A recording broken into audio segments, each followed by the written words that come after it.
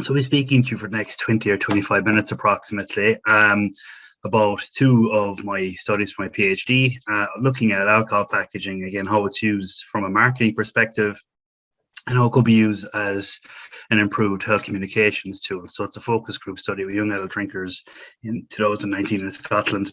And I want to acknowledge the support as well from Alcohol Focus Scotland. They were a great help in making this study come to life.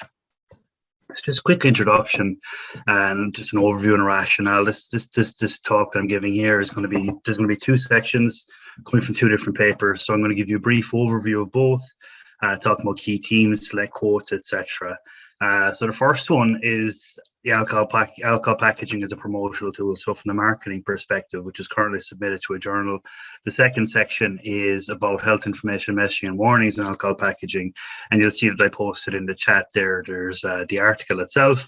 There's a key findings report and a blog. That should be in the chat there if you want to have to look at them any time.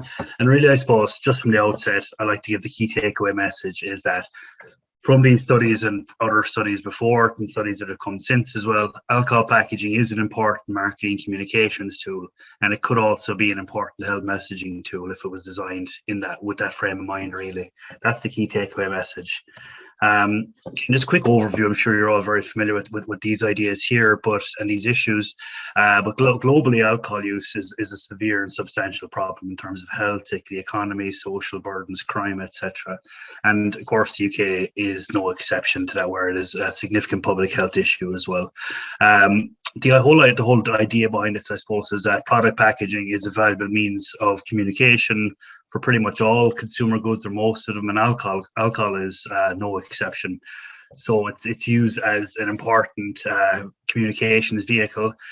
And converse to that, there is potential that alcohol packaging can be used to communicate health information, messaging and warning, so that they could share that space to do two jobs at once, or it has the potential to kind of counter market the strong marketing presence of promotional packaging. I'm going to go through some of those ideas shortly. And again, just in terms of the rationale for the study, there's a real kind of a dearth of research on people's perceptions of alcohol packaging as a marketing tool, how it influences them, how they perceive it, what they like, what they don't like, etc. And what's there at the moment tends to focus on children and adolescents. And of course, the whole thing is that adults are the legitimate and main target for such communication. So it's kind of a bit surprising that there is limited research looking at adults in this sphere.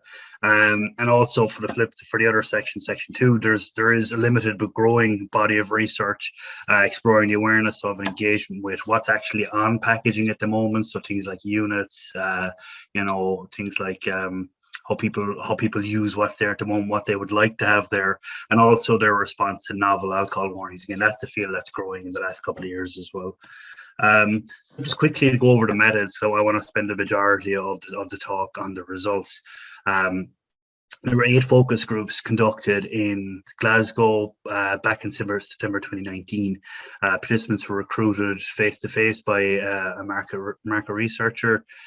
And the criteria were that they were resident in Scotland, that they were aged between 18 to 35, and that they classified as current drinkers. So the way we categorized that was that they had any level of alcohol in the past 30 days. And again, it was segmented by age, gender, and social grade. Almost all participants, just as it happened, had actually consumed alcohol in the past week. So again, the criteria was that they had drank something in the last month, but almost everyone had drank in the last week. And there was a range from 2 to 80 units, so that just fell within the UK Chief Medical Officer's low risk weekly drinking guidelines of less than 14 units. It just fell within that. And again, there was 2 different sections. So in the first section, participants were shown branded products to prompt discussion, get their ideas, see what they like, what they didn't, and of course bring up recall other memories and other products that they're interested in or not interested in. And in the second section, there were mocked up products with varying health labels. I'll show you those in a couple of seconds. So again, remember, there's 2 different sections. So really just looking at how packaging is perceived as an influential, sort of a desirable element of alcohol products, and on the flip side then how it might be used to better inform people about drinking alcohol-related harms, get them thinking a bit more about what they're buying, what they're drinking, etc. Okay, so here are the branded products, and again, this paper is submitted at the moment. So here are the branded products. They all rated very, very highly in the UK's top 100 products in 2019. So, for example, Stella Artois was the #1 product. They're all, as it happens, they're all in the top 30 actually. You can see all the different things here. If I'm going to zoom in for you, there's different elements that were reflecting important producer, I suppose, things that they focus on when they're designing, redesigning, refreshing packaging. You hear things like sport, winning stuff, price marking, small bit of innovation with wine in the can, winning a free gift voucher here, kind of classier Wolf Glass, one of the most popular products in the UK, the Smirnoff here, Gordon's Pink Gin, and the famous Growth. So again, all of these were just to prompt discussion really and get people's ideas about different aspects of packaging, different packaging cues. And for the second section, we're looking at these mocked up health warnings. Okay, so I'm going to zoom in here so you can see them.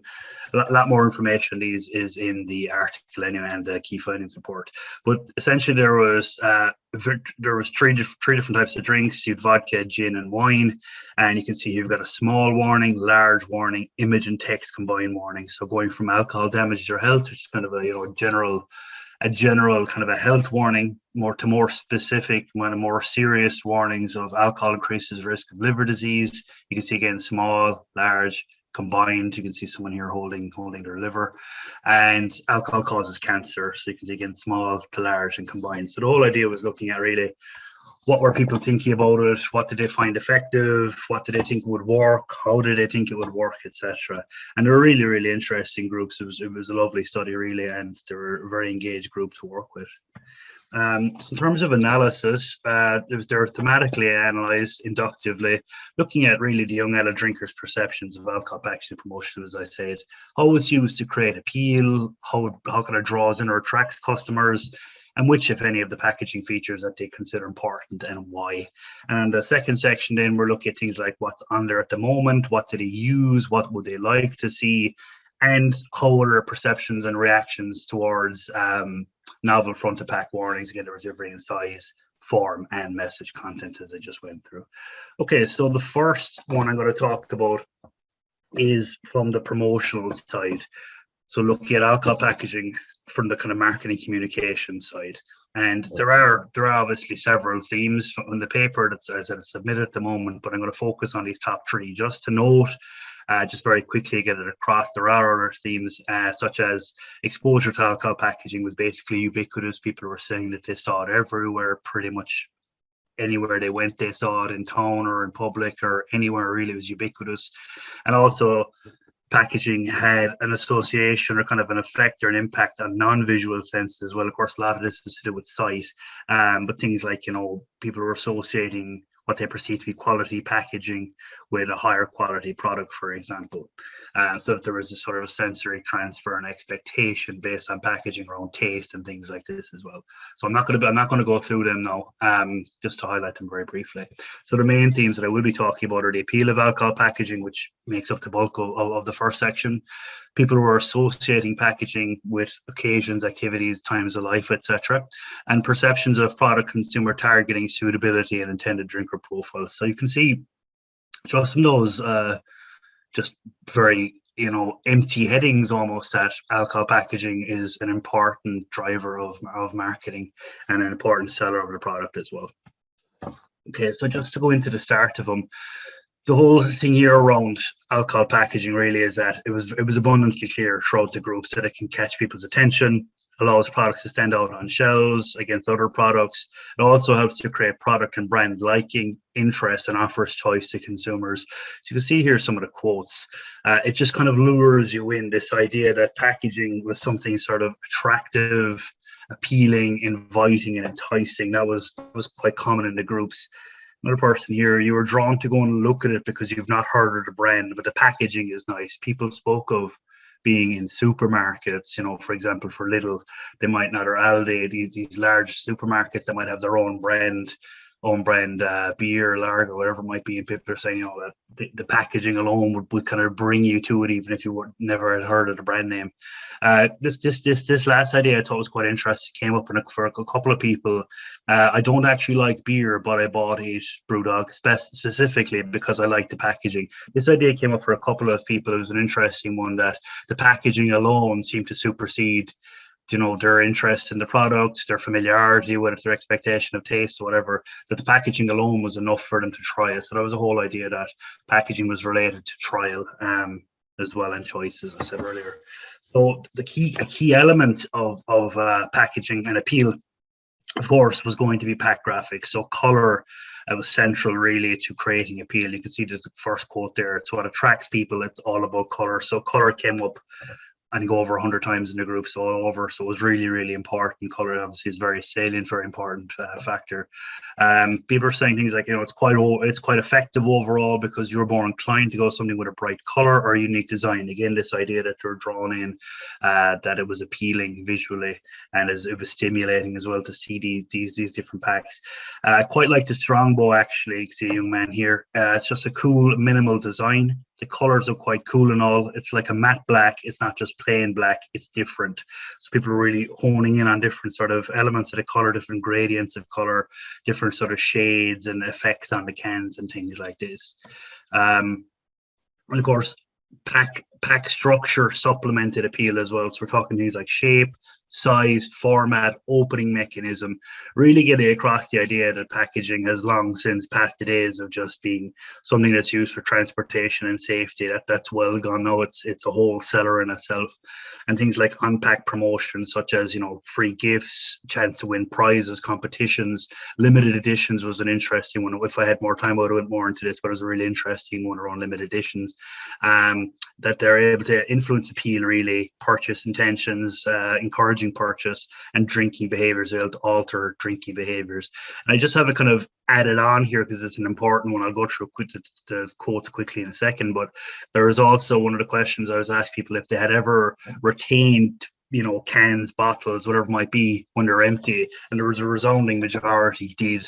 And it was often to do with the bottle being cool. People were saying it was an interesting shape, an interesting size. It had nice graphics, things like, let's say, that Crystal Skull vodka came up in most groups, again, unprompted. People were saying that was really cool, and that's why they kept it. So this idea of even if the product is gone, if it's consumed, the bottle or the can was still inherently attractive and worthy of keeping, upcycling, and displaying at home. So that was an interesting one. So you could see here in terms of structure, the Kraken rum always stands out for me. I love the shape of the bottle. Things like barefoot can, quick, easy grab and go. We're saying this kind of convenient packaging. We're taught to enable and encourage consumption in different public settings, such as trains, concerts, and to help avoid unwanted attention from the police or security guards for the festival, other people on trains and things like this. So people were, looking at things like this as having more, again, than just security or kind of a safety element of packaging, that it was something that they were choosing based on what they wanted it for as well. So like that, for example, that, smaller cans were used for kind of personal consumption in discrete locations, things like this. I think you'd be more inclined to try something that was different. So this whole idea around limited edition as a scarcity product tactic, people thought that if there was less time, you'd be more inclined to try it. Again, just going to move on to the next one there, I'm conscious of the time. Probably go on to about 25 minutes, approximately another 10 minutes, guys. So alcohol packaging was frequently associated with specific occasions and activities such as nights out, watching football, parties, festivals, outdoor drinking, special occasions like Christmas and anniversaries, things that were suitable for gifting, traveling, things like this. So there's a whole range of things that came up for people that were readily able to identify based on the packaging, where it might be suitable, what they associated with, what they thought of when they saw it. So for example, sharing with your friends before going out, drinking it on the train as you're going to a different city, things like this.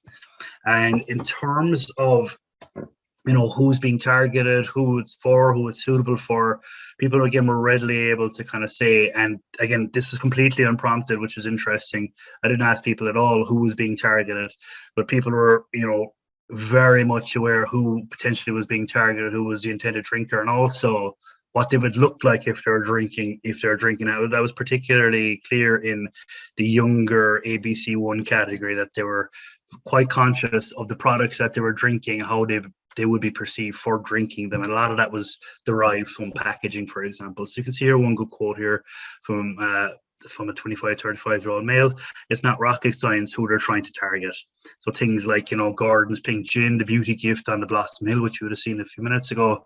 People saying they're targeted at women, for younger women who are concerned about their looks and makeup, that, if there was a choice of getting a product with or without the gift, I'll go with the gift. People were readily able to say, who it was for and why that might be the case, such as, Dragon Soup, MD Venom, these bright kind of packs and price mark packs were taught to, sorry, that seems to have cut off there with the formatting, but they were taught to appeal particularly to younger people. And that was kind of a consensus there as well, that these bright kind of multicolored packs were aimed and targeted and for younger people as well. These kind of ready-made like alcoholic energy drinks, things like that. Apologies for that getting cut off there in the formatting. Okay, so we're gonna change for the last 10 minutes approximately. We're going to change direction onto the second section, looking at health communication. So again, there's more information in the article, the key findings report, things like nutrition, ingredients especially. Didn't have time to go through them today. They're in the blog if you want to look at that, and the key findings report, they're there more so in the article. I have the links in the Zoom chat there if you're interested. Look at things like how they're using existing alcohol packaging.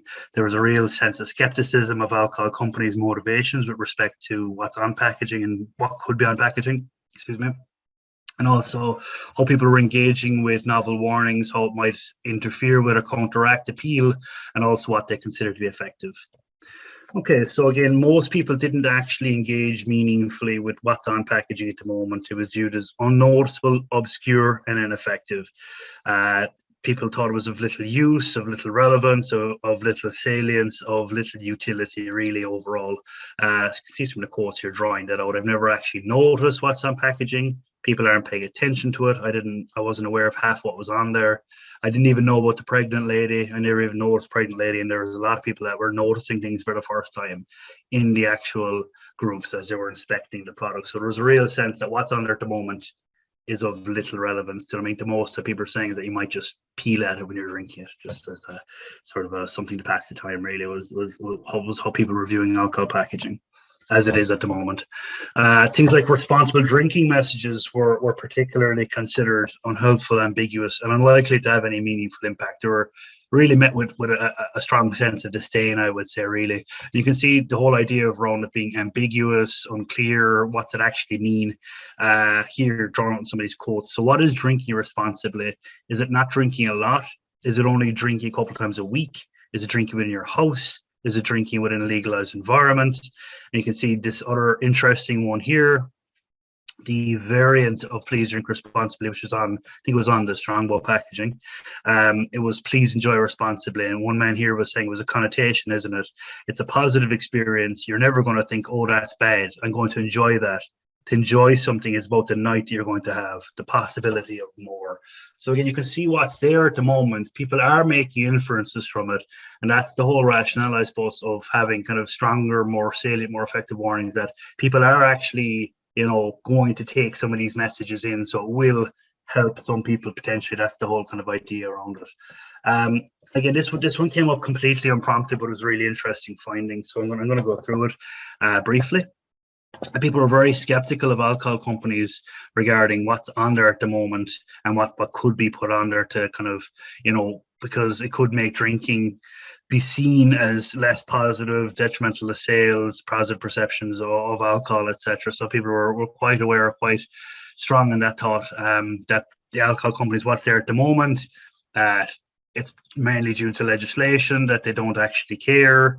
This is again all coming from participants unprompted, that what's there at the moment, they don't actually want people to see because it's going to be counterproductive if people are more aware of these health problems. And again, that they're not actually designed to stand out. So this is a really strong majority throughout the groups and a really strong team throughout the groups.